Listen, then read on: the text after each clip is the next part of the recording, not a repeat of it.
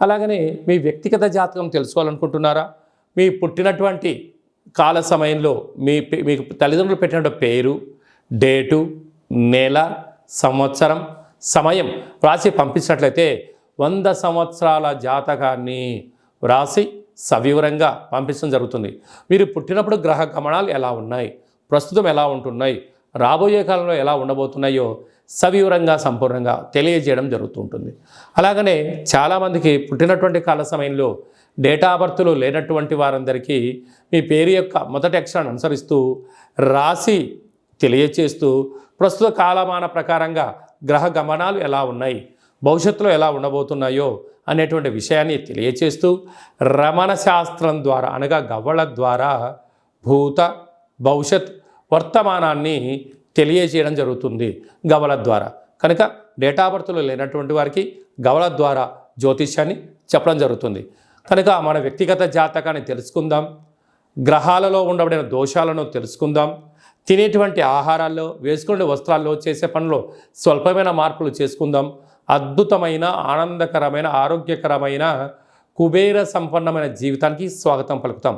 కనుక ఆసక్తి గలవారు ఈ కింద సంప్రదించి అపాయింట్మెంట్ తీసుకొని సంప్రదించగలరు.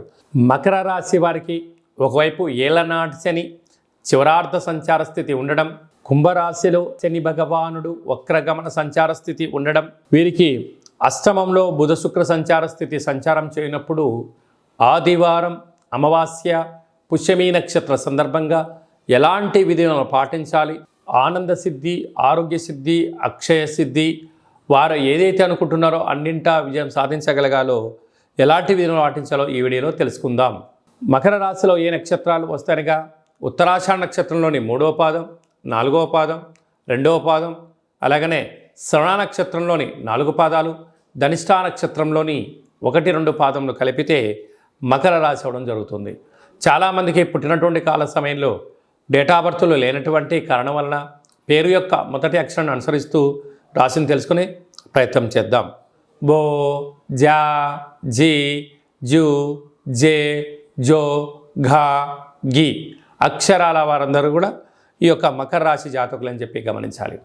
వీరికి ఒకవైపు ఏళ్ళనాటి శని చివరార్ధ సంచార స్థితి, కుంభరాశిలో శని భగవానుడు వక్రగమన సంచార స్థితిలో ఉన్నప్పుడు, అలాగనే ఈ ఆదివారం, అమావాస్య, పుష్యమీ నక్షత్ర సందర్భంగా తెల్ల జిల్లేడు యొక్క వృక్షం చుట్టూ ప్రదక్షిణ, తెల్ల జిల్లేడు వృక్షం దగ్గర దీపము, ఈ అమావాస్య రోజున పైన కొమ్మలు వధింపచేసి ఒక వినాయకుడు రూపం కలిగినటువంటి వేరును బయటికి తీసుకొని వాటిని బాగా శుద్ధి పెట్టి పంచామృతములతో అభిషేకం చేసి సింధూరాన్ని పూసుకొని ఇంట్లో తంత్ర వరసిద్ధి మహాగణపతి అష్టకాల భైరవ హోమ కార్యక్రమాన్ని చేసుకొని గృహంలో పూజా మందిరంలో ఉంచినట్లయితే ఇంట్లో ఉండబడినటువంటి వాస్తు దోషము, నరదృష్టి దోషము, యంత్ర మంత్ర తంత్ర పరతంత్ర తాంత్రికపరమైన దోషాలు తొలగిపోయి ఆనంద సిద్ధి, ఆరోగ్య సిద్ధి, ఐశ్వర్య సిద్ధి, అక్షయ సిద్ధి, మీరు ఏదైతే అనుకుంటారో 16 రకాల సిద్ధులు మకర రాశి వారు సొంతమవుతాయని చెప్పి గమనించాలి. అలాగనే వీరికి తృతీయంలో రాహు ఉండడం వల్ల అన్నదమ్ములతో, అక్కాచెల్లెలతో స్నేహపూర్వక వాతావరణాన్ని ఏర్పరచుకోవాలి.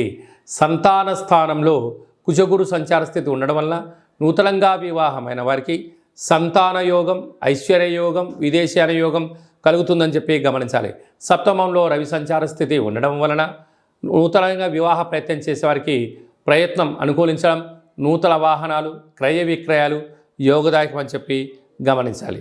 అలాగనే డాక్టర్లు, సాఫ్ట్వేర్లు, హార్డ్వేర్లు, యానిమేషన్స్, క్రియేటివిటీ రంగాల్లో ఉండబడిన వారు, ఆహార ఉత్పత్తులు, కిరాణం స్టోరు, రియల్ ఎస్టేటు, జిమ్ సెంటర్లు, వ్యాపారవేత్తలు, చర్మ సౌందర్యమైన వ్యాపారాలు, కేశ సౌందర్య వ్యాపార కార్యక్రమం చేసేవారందరికీ ఇది చాలా మంచి కాలము అని చెప్పి గమనించాలి.